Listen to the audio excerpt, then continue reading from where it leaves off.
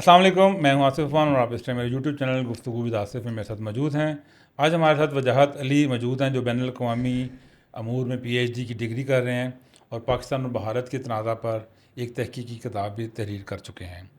آج کی گفتگو میں ہم بر صغیر کی تاریخ کے نہایت اہم موضوع پر بات کریں گے کہ پاکستان کیوں وجود میں آیا، بر صغیر کے مسلمانوں کو کن سیاسی، آئینی اور سماجی چیلنجز کا سامنا تھا، ہندو اور مسلمان قیادت کے درمیان بنیادی اختلافات کیا تھے، دو قومی نظریہ کیا تھا، کیا تقسیم ہند ناگزیر تھی، اور آج کی نسل کے حوالے سے وہ اس تاریخ سے کیا سبق حاصل کر سکتی ہے۔ ہماری کوشش ہوگی کہ جذبات کے بجائے تاریخی شواہد، تحقیق اور مستند حوالوں کی روشنی میں گفتگو کی جائے۔ تو وجاہت علی صاحب، آپ کا شکریہ کہ آپ تشریف لائے، آپ نے ٹائم نکالا۔ آپ کو ہمارے چینل گفتگو ود آصف میں ہم خوش آمدید کہتے ہیں۔ سب سے پہلے آپ بتائیں کہ آپ نے انٹرنیشنل افیئرس کو ہی منتخب کیوں کیا؟ سب سے پہلے تو سر آصف آپ کا بہت شکریہ، اور بین الاقوامی تعلقات کا سر انتخاب کرنا میرے لیے سب سے اعزاز کی بات تھی۔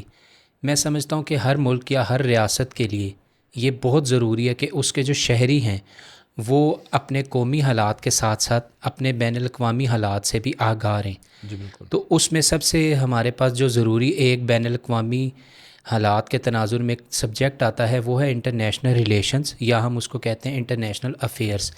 اور میری ہمیشہ سے یہ دلچسپی رہی ہے کہ بین الاقوامی امور یا بین الاقوامی تعلقات، سفارت کاری، امن، جنگ، مذاکرات، نیگوسیشنز، اس میں ایک فرد، ایک قوم یا ایک ریاست کیسے اپنی شمولیت کو یقینی بناتی ہے۔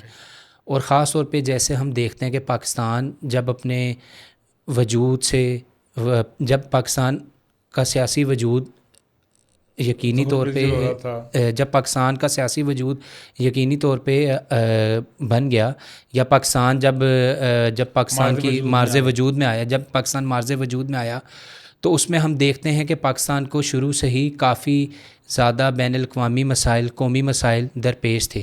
تو اس حوالے سے میں سمجھتا ہوں کہ بطور پاکستانی شہری ہے میرے لیے اعزاز کی بات ہے کہ میں نے بین الاقوامی تعلقات کو پڑھا اور اب اس پہ اپنی پہلی تحقیقی مکالمہ اور کتاب تحریر کیا منہاج یونیورسٹی کے تعاون سے، جی، اور جس میں میرے پبلیشر ہیں سخن۔ صحیح۔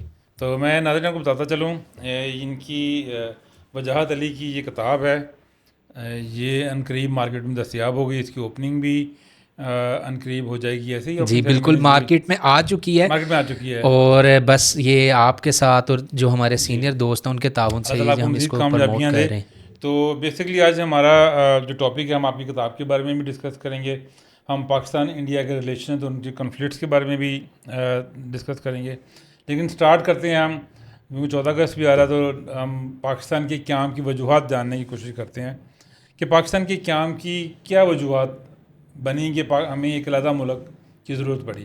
اس ٹائم کیا نظریہ تھا ہمارے سیاسی لیڈران کا اور جو بھی اس ٹائم سرکردہ لوگ تھے؟ جی سر، اس میں دو چیزیں سب سے زیادہ اہم ہیں۔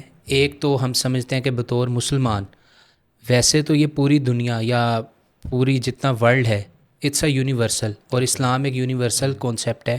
اسلام کسی مذہب، باؤنڈریز یا ذات میں قید نہیں ہوتا، بٹ جب ہم دیکھتے ہیں عالمی حالات کو، جنگ عظیم اول، جنگ عظیم دوم، اس کے بعد جب قومی ریاستوں کا وجود ہوتا ہے، تو اس میں سب سے زیادہ اہم دو ریاستیں اس وقت ماض وجود میں آتی ہیں۔ ایک تو اگر ہم بر صغیر میں دیکھیں تو پاکستان، اور اگر مشرق وسطیٰ میں دیکھیں تو وہاں پہ اسرائیل کا قیام وجود میں آتا ہے۔ بٹ پاکستان مسلمانوں کے اسٹیٹ ہونے کے ساتھ ساتھ it's a state for all people of the اور the minorities of the subcontinent. اس میں ہم لوگ یہ دیکھتے ہیں کہ پاکستان کا وجود اسی لیے ضروری بھی ہو گیا تھا کہ جب ہمارا جو جب خلافت موومنٹ ہوتی ہے، اور جب جنگ عظیم اول کے بعد جو سلطنت عثمانیہ ہے وہ مکمل طور پہ ختم ہو جاتی ہے، اس کا زوال ہو جاتا ہے، اس کے بعد جنگ عظیم دوم ہوتی ہے، اس میں بھی مسلمانوں کو کافی زیادہ نقصانات فیس کرنے پڑتے ہیں، بٹ عالمی حالات کے تناظر میں پھر پاکستان کا قیام وجود میں آتا ہے۔ ایک تو یہ چیز، اور دوسری یہ چیز کہ جو مسلمانان ہند ہیں یا جو مسلمز ہیں بر صغیر کے یا عالمی طور پہ بھی اگر دیکھیں تو ہمارے اس علاقے کے خطے کے مسلمانوں نے ہمیشہ مثبت کردار ادا کیا، not within their boundaries but beyond their borders. تو اس حوالے سے بھی دو قومی نظریے کے تحت کہ مسلمان بر صغیر میں ایک اپنی الگ شناخت رکھتے ہیں اور پاکستان کا وجود سب کے لیے قابل قبول تھا. تو اس حوالے سے پھر ہمارے لیڈرز نے چاہے ان کا تعلق مغرب سے تھا یا مشرق سے تھا تو ایک ہمارے لیے الگ وطن کے قیام کو ضروری سمجھا. اس میں نا وجاہت میں پڑھ رہا تھا پچھلے دنوں میں کچھ ڈفرینٹ تھیوریز ہیں. ایک تھیوری یہ تھی کہ کچھ امریکن جو تھا وہ چاہ رہے تھے کہ یہ اتنا بڑا جو ایریا ہے بر صغیر کا اس کو کیٹر کرنے کے لیے اس کو ہم تقسیم کرتے ہیں. بالکل. اور انڈیا اور پاکستان علیحدہ بناتے ہیں. وہ چاہتے تھے یہ کچھ ہماری اس ٹائم مذہبی جو جماعتیں تھیں انہوں نے پاکستان بننے کی مخالفت بھی کی اسی لیے. تو اس کے بارے میں تھوڑا سا ہم ایکسپلین کر دیں کیا یہ ایسے ہی تھا؟ جی سر، اس میں دو ہم نظریات کو دیکھیں گے. جیسے میں پہلے کہہ چکا ہوں کہ جو ہمارے اگر ہم ریلیجیس پوائنٹ آف ویو سے دیکھیں تو کیونکہ مسلمان ہمیشہ سے اکٹھ میں رہے ہیں. اگر جب بھی ہم تاریخ میں دیکھیں جو قومیں جو قبیلے یا جو علاقے اکٹھے رہتے ہیں یا جہاں پہ افراد اکٹھے رہتے ہیں وہاں پہ آپ کا اجتماعی شعور اور اجتماعی فیصلہ سازی بہتر ہوتی ہے. کچھ تو ہماری مذہبی جماعتیں کہتی تھیں کہ مسلمانان جو ہند ہیں یا مسلمانان بر صغیر ہیں ان میں تقسیم نہیں ہونی چاہیے. اگر جب تقسیم ہوئی تو اس میں ہم دیکھتے ہیں آج کے دور کے حساب سے بھی تو اس میں ہم لوگ ہندوستان میں پاکستان میں اور بنگلہ دیش میں بٹ گئے. بٹ اگر دوسری طرف دیکھیں یہ ریاستوں کا قیام عمل میں آنا ضروری تھا بین الاقوامی تعلقات کے حوالے سے، کیونکہ دوسری جنگ عظیم کے بعد جب امریکہ نے عالمی نظام کے اوپر پوری طرح سے اپنا غلبہ یقینی بنا لیا تو جو سوویت بلاک تھا یا جو کمیونزم تھا اس کو کیٹر کرنے کے لیے آپ کو بر صغیر میں یا ایسی اسٹیٹس ضرورت تھیں کہ جو آپ کے لیے ڈیفنس کا رول پلے کر سکتی کمیونزم کو روکنے کے حوالے سے. تو اس میں یہ ایک تھیوریز پائی جاتی ہیں کہ پھر جب کیونکہ برطانیہ یہاں سے نکل گیا یا برطانیہ یہاں سے چلا گیا تو جو نیا ہیجمون تھا امریکہ یا ان لوگوں کو یہ عالمی رشیا ان لوگوں کو ضرورت تھی کہ خطے تقسیم ہو اور کچھ ریاستیں ان کے ساتھ جا کے جڑیں کمیونزم کے ساتھ، کچھ ریاستیں پھر کیپٹلزم کے ساتھ جا کے جڑیں جس میں پھر پاکستان سینٹو سیٹو اور ان معاہدات سے بھی گزرتا ہے. اوکے چلیں یہ تو ہو گیا کہ انٹرنیشنل لیول کی جو کنفلکٹ تھا تھیوری تھی. ہندوؤں اور مسلمانوں کے اختلافات کیا تھے؟ دیکھیں اگر جو ہم نے اپنے بزرگوں سے سنا ہے یہ پہلے بڑے مل جل کے رہتے تھے سکھ ہندو اور مسلمان پاکستان انڈیا بننے سے پہلے جب تک یہ تحریک کا آغاز نہیں ہوا تھا سب اکٹھے گاؤں میں مسجدیں بھی تھیں مندر بھی تھے گرودوارے بھی تھے کبھی ان میں کوئی لڑائی جھگڑا یا کوئی اس طرح کی چیزیں نہیں ہوئی تھیں. پھر اچانک جگہ جگہ یہ سب کیا ہو گیا؟ جی سر اس میں سب سے پہلے یہ جیسے اگر میں آپ کو دکھاؤں تو یہ جو میری کتاب ہے اس کے اندر میں نے ڈفرینٹ سیکشنز بنائے ہوئے ہیں. اس میں سب سے پہلے ایک چیپٹر ہے turning subcontinent into a separate homeland for the Hindus and مسلم.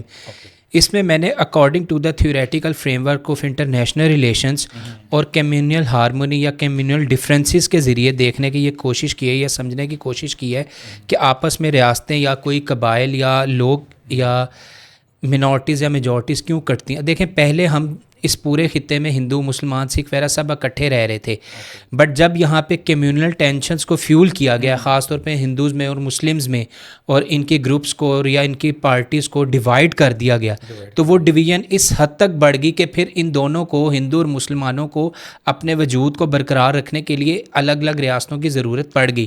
اور خاص طور پہ مسلمان آپ دیکھیں اگر ہم اپنی تاریخ دیکھیں 1400 سال سے تو مسلمان کبھی بھی مکمل طور پہ کسی کے غلبے کے انڈر نہیں رہے. ہاں زوال آتا رہا کبھی مسلمان عروج میں رہے کبھی مسلمان زوال میں رہے. اسی طرح باقی بھی ہم علاقوں کو دیکھیں تو جس علاقے میں ابھی ہم یہاں پہ ہیں یہاں پہ مسلمانوں کی حکومت رہی تھی تو ہمارے جو لیڈران تھے چاہے وہ مسلم لیگ تھی یا جو جناح صاحب کا ویژن تھا یا جو علامہ اقبال صاحب کا ویژن تھا اس کے تحت پاکستان کا بننا ضروری تھا. ویسے جناح صاحب ہندو مسلم یونٹی کے ایمبیسڈر کہلائے جاتے تھے بٹ انہوں نے جب یہ دیکھا کہ دونوں طرف تنازعات بڑھتے جا رہے ہیں تو تقسیم کو بہتر سمجھا گیا. اس حوالے سے نہیں کہ تقسیم بری چیز ہے، اس حوالے سے کہ اگر یہ دونوں الگ ہو جائیں مثال کے طور پہ اگر کسی گھر میں باپ بیٹے میں بھی اختلاف ہو جائے بہن بھائی میں بھی اختلاف ہو جائے ماں باپ میں بھی یا بچوں میں بھی اختلاف ہو جائے تو وہ علیحدہ راستہ اختیار کرتے ہیں. بالکل. تو یہ بیسیکلی مین آپ کے خیال میں وجہ بنی. تو برطانوی حکومت نے اس میں کیا رول پلے کیا؟ کوئی پازیٹیو تھا نیگیٹو تھا یا؟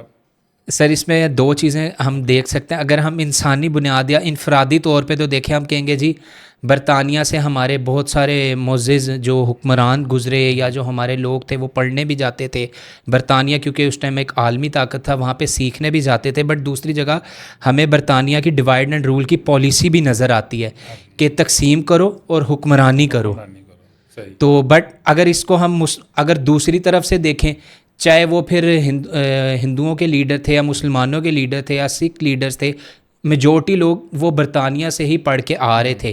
تو برطانیہ کا ایک جگہ ہمیں اثر و رسوخ بھی نظر آتا ہے، ایک جگہ انفرادی طور پہ وہ مختلف خطوں کے لیے، مختلف علاقوں کے لیے ان کی قومی قیادت کا تیار کرتے ہوئے بھی ان کا رول نظر آتا ہے. تو کیا انہوں نے تقسیم کے دوران کوئی گڑبڑ بھی کی؟ انہوں نے مسلم اکثریت کے علاقے انڈیا کو دے دیے، تو ان کا جھکاؤ جو تھا وہ برٹش انڈیا کی طرف زیادہ تھا.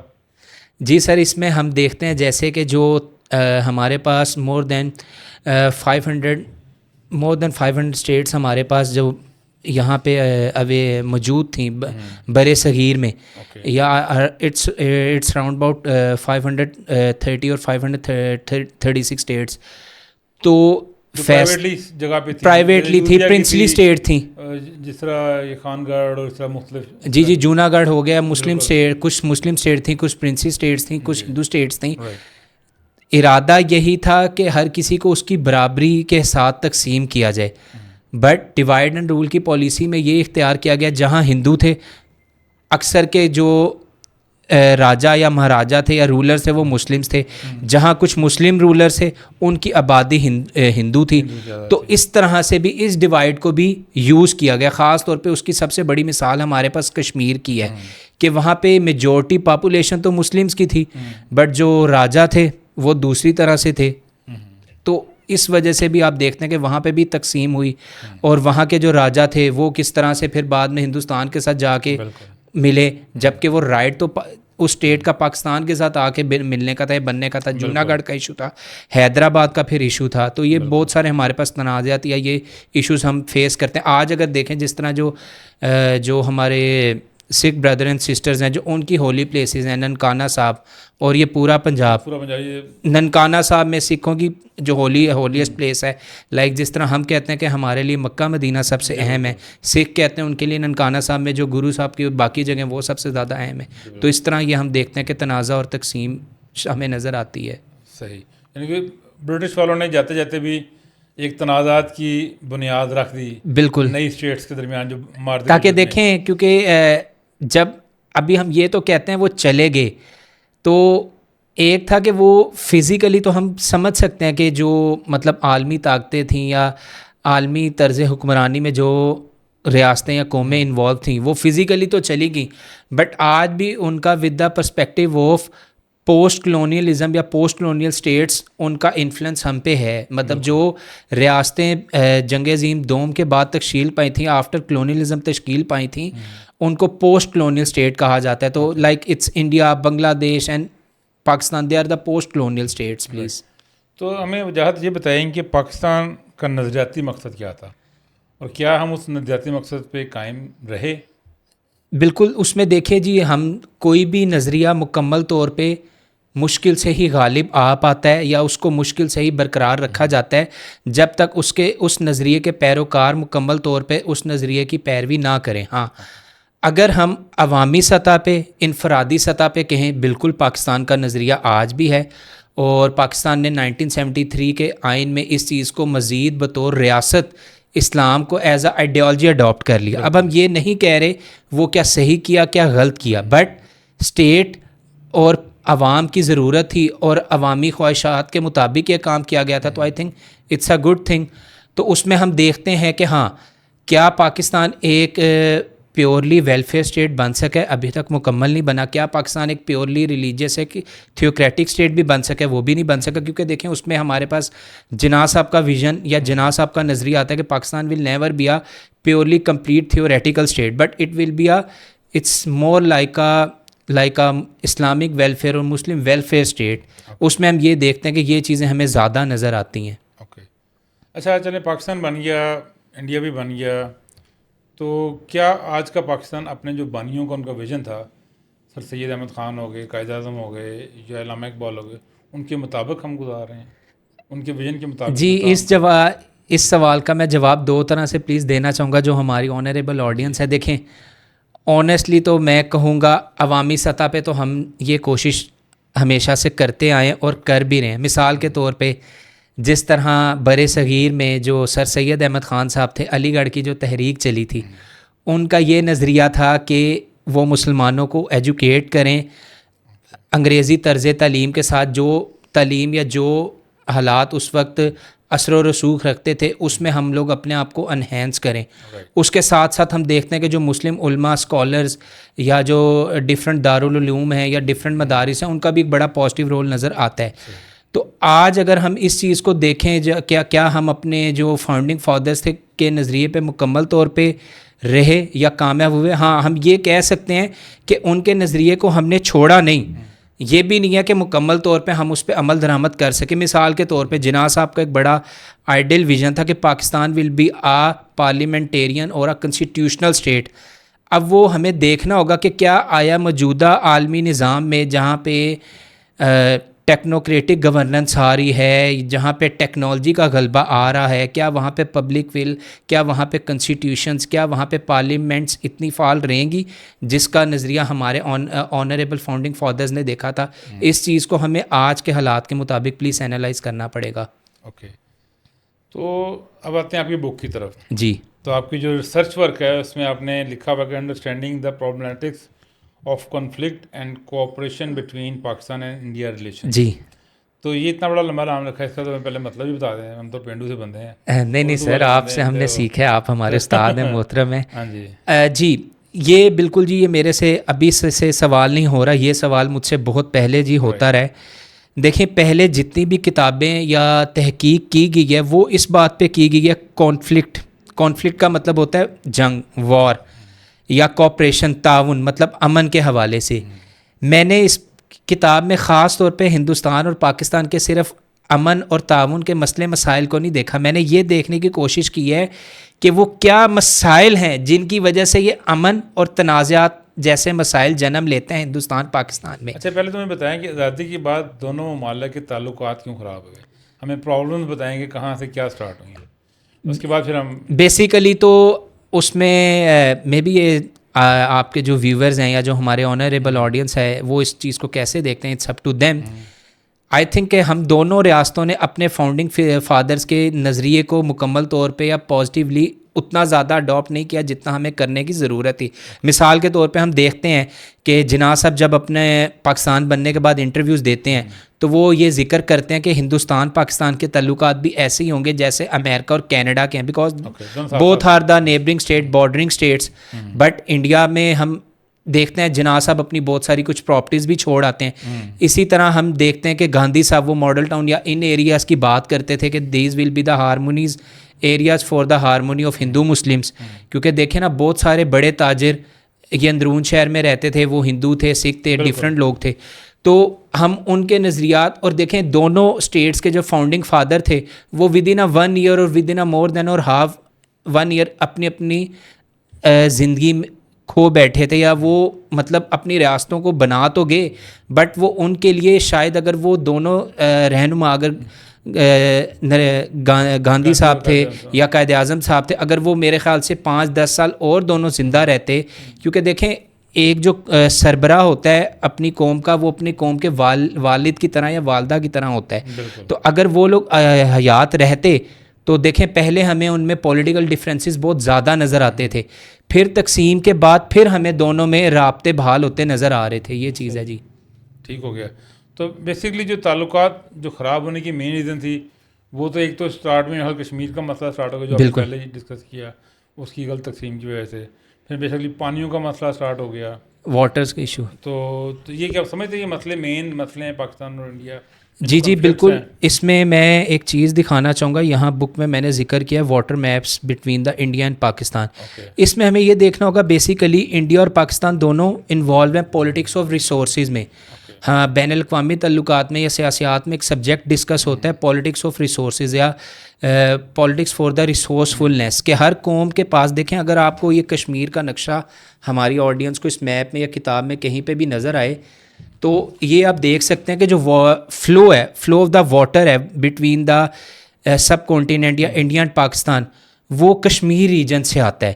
تو those who control the waters they will control the resources. کیونکہ دیکھیں آپ کی بجلی وہ پانی سے بننی، آپ کے عوام نے جو کھانا پینا بنانا ہے، پانی استعمال کرنا ہے، وہ سارا کشمیر اور ان ریجن سے آتا ہے. تو ہم بیسیکلی ریسورسفلنیس ہونے کے ساتھ ساتھ ہم ریسورس کے کانفلکٹ میں چلے گئے کہ جب کہ ہندوستان پاکستان کو چاہیے تھا کہ ہم اپنے بیک چینل مذاکرات کے ذریعے یہ مسائل حل کرنے کی کوشش کرتے رہتے ہیں، بٹ بین الاقوامی اور قومی حقیقتیں ایسی ہیں جس وجہ سے یہ دونوں کامیاب نہیں ہو پاتے، چاہے وہ کشمیر کا مسئلہ ہو، پانی کی تقسیم کا مسئلہ ہو، وسائل کے حصول کا مسئلہ ہو. تو یہ دونوں ریاستیں وسائل کے حصول میں تنازعاتی طور پہ زیادہ انوالو رہتی ہیں بجائے تعاون کے طور پہ انوالو رہیں. آج بھی آپ کی ریسرچ کے مطابق یہی پرابلم ہے جو اسٹارٹ سے چلتی آ رہی ہے. جی، پالیٹکس آف ریسورسز کا مسئلہ ہے. اس میں کوئی چینجنگ نہیں آئی، کوئی اس میں بہتری کی صورتحال؟ بالکل جی، اس میں ہم سمجھتے ہیں کہ بہتری کی صورت انڈرسٹینڈ تو ہم کر گئے ہیں پرابلم کہ آپ نے بتائی ہیں جس طرح، لیکن اس کا سلوشن بھی کوئی آپ نے سجیسٹ بالکل کیا؟ اس میں ہم دیکھتے ہیں کہ جی بیک چینل ڈپلومیسی کے ذریعے یا ٹریک 1 ٹریک 2 ڈپلومیسی کے ذریعے جہاں پہ ہندوستان پاکستان میں تنازعات رہے ہیں وہاں پہ امن کی بھی بات کی گئی ہے. کیونکہ دونوں ممالک کی جو عوام ہے، دیکھیں 3 چیزیں ہوتی ہیں ہم بین الاقوامی تعلقات میں یا فورن پالیسی میں پڑھتے ہیں: state level analysis, society level analysis اور انڈیویجول لیول انالیسس. اگر ہم اسٹیٹ لیول انالیسس کی بات کریں تو دونوں ریاستیں رائیول اسٹیٹس ہیں، بٹ اگر سوسائٹی لیول یا انڈیویجول لیول پہ دیکھیں تو دونوں ریاستوں کے عوام میں بہت زیادہ ہم مانگی پائی جاتی ہے. دیکھیں ہم بے شک رسم و رواج، کلچر، بے شک ہماری عبادات کے طریقے میں فرق ہے، ٹھیک ہے، بٹ ہمارا آپ دیکھیں سب کانٹیننٹ کا فوڈ وہ بہت زیادہ میچ کرتا ہے، سب کانٹیننٹ کے کلچرز بہت زیادہ میچ کرتے ہیں. رسم و رواج اس میں ہم 2 چیزیں دیکھتے ہیں کہ ہمارے پاس جو انڈیا پاکستان میں مذاکرات شروع ہوئے جس میں کانفیڈنس بلڈنگ میئرز ہیں، CBMs ہوتے رہے، پھر کمپوزٹ ڈائلاگ پروسیس چلتا رہا، اور آج کل بھی ہم سن رہے ہیں یا دیکھ رہے ہیں کہ بیک چینل ڈپلومیسی کے ذریعے ہندوستان پاکستان میں وقتاً فوقتاً بات چلتی رہتی ہے. اچھا مجاہد، ہمیں یہ بتائیں کہ دونوں ممالک کو ماضی سے کیا سبق سیکھنا چاہیے؟ دیکھیں بالکل کہا یہی جاتا ہے کہ آپ ماضی میں الجھ کے نہیں رہتے، آپ ماضی سے سبق سیکھتے ہیں. میرے خیال سے شاید کہیں نہ کہیں جو ہندوستان اور پاکستان دونوں یا ریاستیں ہیں یا عالمی مسائل کی وجہ سے ہم اپنے ماضی میں پھنس چکے ہیں. ہمیں اپنے مستقبل کی طرف، اپنے روشن مستقبل کی طرف دیکھنا ہے. ماضی میں جو ہوا وہ ہو چکا. اب دیکھیں یہ ایک حقیقت ہے کہ نہ پاکستان کبھی انڈیا میں جا کے دوبارہ سے ہندوستانی اسٹیٹ یا ریاست کا یا انڈیا کا حصہ بن جائے گا، نہ انڈیا کبھی پاکستان پہ کبھی بھی وہ مکمل غلبہ یا وہ غلبہ حاصل نہیں کر سکتے ماشاءاللہ، کیونکہ because Pakistan is a nuclear armed state, atomic power ہے، اور ایک ہمارے پاس اسٹینڈنگ آرمی ہے. انڈیا بھی ایک نیوکلیئر پاور ہے، ان کی بھی ایک اسٹینڈنگ آرمی ہے. اور جب ایک علاقہ تقسیم ہو جاتا ہے تو یہ بہت مشکل ہے، بہت مشکل ہے کہ وہ دوبارہ کسی اپنی دوسری ریاست میں واپس جا کے جڑے. بلکہ کہتے ہیں کہ جب تقسیم کا سلسلہ شروع ہوتا ہے تو وہ تقسیم در تقسیم بڑھتا ہی جاتا ہے. تو ابھی بہتر ہم سمجھتے ہیں کہ جو قومی ریاستوں کا اس وقت عالمی نظام ہے اس میں اگر دونوں ریاستیں ایک دوسرے کو قبول کریں، تہہ دل سے قبول کریں، صرف سیاسی جغرافیائی حد تک نہیں، بلکہ اب ہم یہ قبول کر لیں کہ بھئی اس خطے میں 2 سے 3 ریاستیں بن چکی ہیں، انڈیا، بنگلہ دیش اور پاکستان، تو ہم امن سے رہ سکتے ہیں. مثال کے طور پہ اب جس طرح اگر ہم امریکہ کی مثال لیں یا کینیڈا، باقی ممالک کی جہاں کاؤنٹی اسٹیٹس یا جہاں کچھ ریاستیں یا اسٹیٹس ہیں وہ سب اکٹھی رہتی ہیں، پہلے وہ بھی کسی اور ریاست کا اور علاقوں کا امپائرز کے دور میں حصہ تھیں. اب امریکہ بھی اکٹھا ہے. اسی طرح جو یورپی یونین ہے یہ بھی ڈفرینٹ سے تھیں، اب یہ مل جل کے رہتی ہیں. ہمارے پاس ایک یورپی یونین کا کافی بیسٹ اچھا ماڈل ہے جو اکنامک ماڈل، ہم اس کو ڈسکس کر سکتے ہیں. لیکن ایکچولی ہمارا جو مسئلہ میرے خیال میں ایک تو ریلیجس مسئلہ بھی ہے ہمارا. ہم اتنے خلاف ہو چکے ہیں ایک دوسرے کے ذہن. کچھ وہاں کی کرنٹ گورنمنٹ جو ہے اس نے بہت زیادہ مسلمانوں کے خلاف حرکتیں کی ہیں، مودی گورنمنٹ نے. میرا خیال اب یہ مل کے رہنا پاسبل مشکل نظر آ رہا ہے. ہاں اور سیکنڈلی میں نے ایک جگہ پڑھا تھا کہ جی جو 4th یا 5ویں عالمی جنگ ہوگی وہ صرف پانی پر ہوگی. بالکل ٹھیک ہے اس میں سر ہاں بالکل آپ نے صحیح کہا ہے کہ جو اب دنیا کی عالمی جتنی اب عالمی آگے مستقبل کی جنگیں ہو رہی ہیں وہ چاہے ہم ابھی مشرق وسطیٰ میں ہندوستان کے علاوہ یا پاکستان کے علاوہ مشرق وسطیٰ میں دیکھیں جو امریکہ اور ایران کا تنازع اسٹریٹ آف ہارمز وہ بھی پانی پہ ہے. پھر اگر ہم تائیوان کے اوپر امریکہ اور چائنا کا مسئلہ دیکھیں وہ بھی تائیوان اور ساؤتھ چائنا سی کا مسئلہ ہے. اسی طرح اگر ہم یورپ میں چلے جاتے ہیں جہاں پہ رشیا اور یوکرین لڑ رہے ہیں وہاں پہ بھی پالیٹکس آف ریسورسز کا مسئلہ ہے, گیس کے مسائل ہیں, تو یہ معاملہ چلتے رہتے ہیں. تو نوجوان نسل کو آپ کیا گائیڈ کرنا چاہیں گے کہ کیا ان کو ہماری اس تاریخ کے بارے میں علم ہونا چاہیے, اور اگر علم ہو تو ان کو کیسے ریئیکٹ کرنا چاہیے؟ بالکل, اس میں یہاں پہ کتاب میں نے خاص طور پہ نوجوانوں کے حوالے سے ایک چیز کو ڈسکس کیا, اسپورٹس اینڈ اسپورٹس اکنامی کو. ہم سب دیکھیں, آپ یہ دیکھیں کہ جو ہندوستان پاکستان کے ہم ماضی کے کھلاڑیوں کو دیکھیں یا نوجوانوں کو دیکھیں وہ اسپورٹس میں بہت زیادہ انوالو رہے ہیں. تو کہا جاتا ہے اسپورٹس فار ڈپلومیسی یا اسپورٹس فار پیس. وہ تو مجھے یاد ہے کہ ضیاء الحق صاحب بھی ایک بار میچ دیکھنے چلے. ہاں, اٹس اے کرکٹ ڈپلومیسی. اور دیکھیں وہ کسی کے وہاں کے راجی صاحب یا ان کے کان میں کہہ بھی آئے تھے کہ اگر آپ نے کچھ کیا تو ہم بھی کرارا جواب آپ کو دیں گے. تو یہ مسائل چلتے رہتے ہیں. بٹ ادر دین آپ دیکھیں تو ہمارے جو کرکٹ لیجنڈس ہیں یا انڈیا کے کرکٹ لیجنڈس ہیں they are really good friends, they are really good best buddies. اب آپ یہ دیکھیں کہ ہندوستان پاکستان میں اکثر تجارت ہم دیکھتے ہیں تھرڈ پارٹی دبئی یا باقی ممالک یا باقی عالمی طاقتوں کے ذریعے ہوتی رہتی. تو why not they should negotiate their issues at their own. اس میں ہم دیکھتے ہیں کہ ہمارے پاس شملہ کا بائی لیٹرل ایگریمنٹ آ جاتا ہے اور باقی چیزیں ہمارے پاس ایگریمنٹس آ جاتے ہیں. اچھا, تھوڑا سا ہم ریپڈ فائر کرتے ہیں. آپ کو تحریک پاکستان کی سب سے اہم شخصیت کون سی ہے آپ کے خیال میں؟ آنیسٹلی میں جس شخصیت کو آئیڈیلائز کرتا ہوں, اگر وہ ہم ابھی کی نہ کریں ماضی کی کریں, تو وہ سر سید احمد خان. اوکے, انہوں نے بیکاز آف ایجوکیشن, جو انہوں نے جس طرح کام کیا ایجوکیشن کی وجہ یونیورسٹی بنائی سارا کچھ. بالکل. اچھا, ہر پاکستانی کو ایک ایسی کون سی کتاب ہے جو لازمی پڑھنی چاہیے؟ ہر پاکستانی کو میرے خیال سے گورننگ تو آپ کی ہے نا, میری تو آپ یہ تو آپ کتاب پڑھیں اور دوسری ایک بتائیں. جی, عشرت العباد صاحب کی کتاب جو ہے میں سمجھتا ہوں وہ انتہائی امپورٹنٹ ایک ریسرچ ورک ہے جو انہوں نے واشنگٹن ڈی سی میں کیا تھا, اور اب پاکستان میں گورننگ دا ان گورنیبل, کہ ایک ایسے ملک کو گورن کرنا جو گورنیبل نہیں اور اس کو کیسے گورن کیا گیا. تو اس میں آپ یہ سیکھتے ہیں کہ پاکستان کا جو سوسائٹی اسٹرکچر ہے اس میں ڈفرینٹ سیگمنٹس یا ڈفرینٹ انسٹیٹیوشن کس طرح پاور یا ڈومیننس ایک دوسرے پہ حاصل کر لیتے ہیں. ٹھیک ہو گیا. تقسیم ہند کے بارے میں سب سے بڑی کیا غلط فہمی ہے؟ تقسیم کس حوالے سے؟ کسی بھی حوالے سے, مطلب کہ جس طرح آپ نے بتایا کہ کچھ لوگ کہتے ہیں کہ مذہبی طور پہ اس کو ہم نے تقسیم کیا ہے, کچھ لوگ کہتے ہیں کہ جی امریکن اور رشین بلاکس بننے تھے اس وجہ سے کیا ہے. تو کیا یہ غلط فہمی ہے یا یہ ساری یہ حقیقت تھی, عالمی ضرورت تھی اس وقت, کمیونزم اور جو اس میں کیپٹلزم کی لڑائی چل رہی تھی. آج قائد اعظم حیات ہوتے تو آپ ان سے کیا سوال پوچھتے؟ آج اگر قائد اعظم حیات ہوتے تو میں بالکل ان سے یہ سوال کرتا کہ سر ہم 100% تو آپ کے باتوں پہ عمل نہیں کر پائے, بٹ بطور طالب علم کیا آپ میرے کتاب لکھنے یا پاکستانی طالب علم مشکل حالات کے باوجود بھی اگر جدوجہد یا کوشش کر رہے ہیں تو کیا آپ ان سے ایگری کرتے ہیں؟ تو آئی تھنک جناح صاحب ہمیں لازمی اپریشیٹ کرتے ہیں. جس طرح انہوں نے دیکھیں آنیسٹلی کتاب لکھنے کا مقصد کیا تھا, I feel we are the people, we are the youth and we are the future leaders of Pakistan.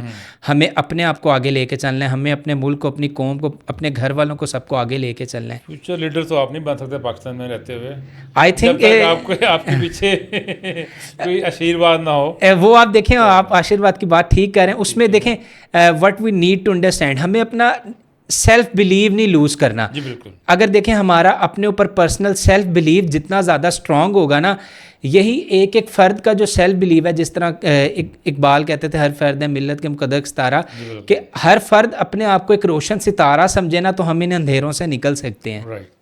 اچھا, نوجوانوں کے لیے کیا پیغام آپ کے, آج کے نوجوانوں کے لیے؟ نوجوانوں کے لیے جی یہی پیغام ہے جو جناح صاحب کا ایک پیغام تھا, ورک ورک ورک. اور اب میرے خیال سے ہمیں اس ورک کے ساتھ ورک ارن کام کریں کمائیں, کام کریں کمائیں.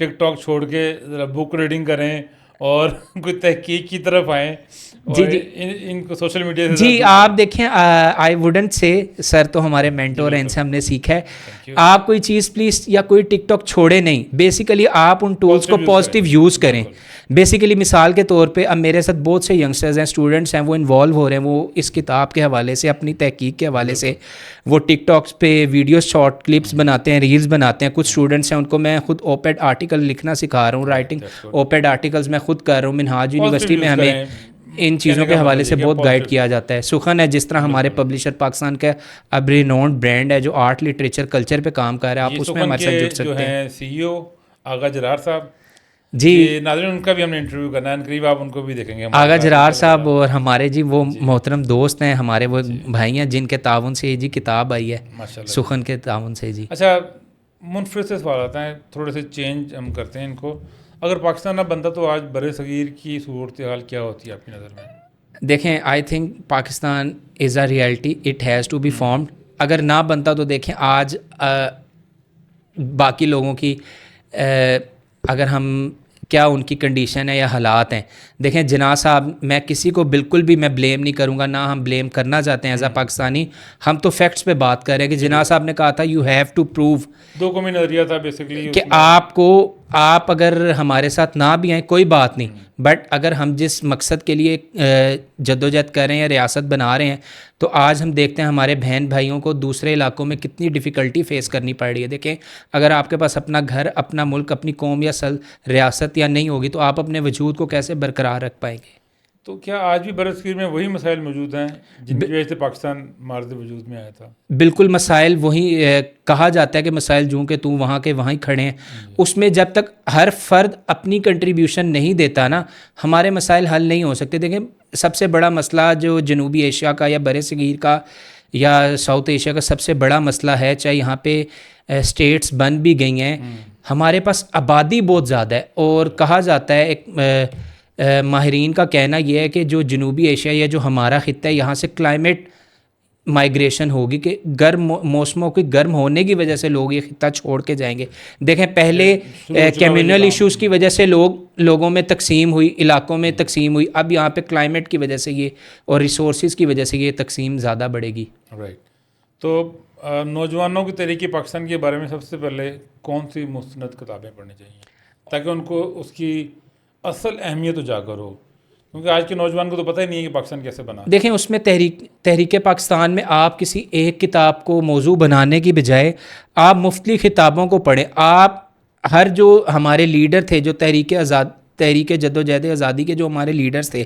ان سب نے اپنا لٹریچر پروڈیوس کیا آپ ان کی زندگی کو پڑھیں ایک ایک کتاب کو دیکھیں جو آپ کو بیسٹ کتاب لگتی ہے جو آپ جس لیڈر کو آپ آئیڈیلائز کرتے ہیں آپ اس کو پڑھیں مثال کے طور پہ honestly even though Allama Iqbal is the thought leader اور دا تھنکر آف پاکستان بٹ میں زیادہ تر علامہ اقبال صاحب کے ساتھ ساتھ میں قائد اعظم صاحب کو بہت زیادہ آئیڈیلائز کرتا ہوں سر سید کو بہت زیادہ آئیڈیلائز کرتا ہوں مطلب کہ آپ کو مختلف بک میں ایک بک نہیں پڑھتا میں کوشش کرتا ہوں کہ جو ہمیں ہسٹوریکل ایویڈنسز جہاں سے مل جائیں ان کو ہم لے لیں کیونکہ ہسٹری پہ آپ ہسٹری اب جب بھی پڑھیں گے اس میں آپ کو بائسنس نظر آئے گی ہو سکتا ہے اس زمانے میں اس وقت میں جو لوگ تاریخ لکھ رہے تھے وہ کس اینگل سے لکھ رہے تھے وہ ان کا اپنا اینگل ہو اب کے حالات تھوڑے سے بدل گئے ہوں آپ نے اقبال صاحب کے ذکر کیا تو بیسیکلی پاکستان کی جو بنیاد تھی جو اساس تھی وہ جو قائد اعظم نے رکھی وہ دو قومی نظریہ پہ تھی کہ ہم مسلمان ہیں اور وہ ہندو ہیں دونوں قومیں اکٹھی نہیں رہ سکتی یہاں پہ مجھے اقبال کا شعر یاد آ رہا ہے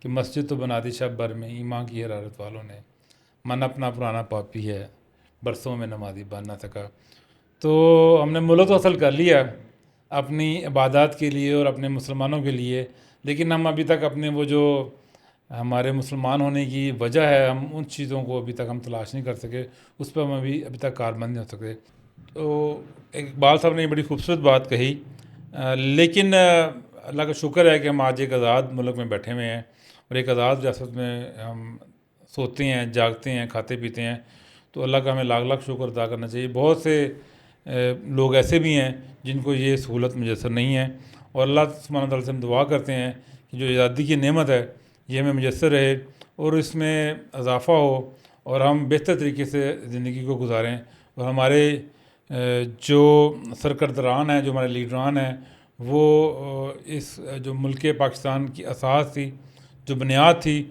اس کو لے کر آگے چلتے رہیں۔ وجاہت علی صاحب، آپ کا بہت شکریہ کہ آپ جزاک گفتگو اللہ سے سر، تھینک یو تشریف سو لائے۔ مچ۔ آپ نے اپنے علم، تحقیق اور قیمتی خیالات ہمارے ناظرین کو شیئر کیے۔ آج کی گفتگو سے ہمیں تحریک پاکستان، تقسیم ہند، برصغیر کی سیاسی تاریخ اور پاکستان کے قیام کو، پس منظر کو سمجھنے کی صحیح موقع ملا۔ ہم اپنے ناظرین سے بھی یہ گزارش کریں گے کہ تاریخ کو جذبات کی بجائے تحقیق، مستند کتابوں اور مختلف نقطہ نظر کے ساتھ پڑھیں، کیونکہ علم ہی بہتر فیصلوں اور مثبت سوچ کی بنیاد رکھتا ہے۔ تو اسی طرح کی شخصیات سے جڑے رہنے کے لیے، سننے کے لیے آپ ہمارے اس چینل کو لائک اور سبسکرائب کریں۔ تو آخر میں پھر وجاہت علی، آپ کا بہت شکریہ، جزاک اللہ آپ سر، تشریف تھینک یو لائے۔ سو مچ۔ تو انشاءاللہ اگلے کسی شخصیت کے ساتھ دوبارہ حاضر ہوں گے اور ملیں گے، تب تک کے لیے اللہ حافظ، السلام علیکم۔ اللہ حافظ، شکریہ۔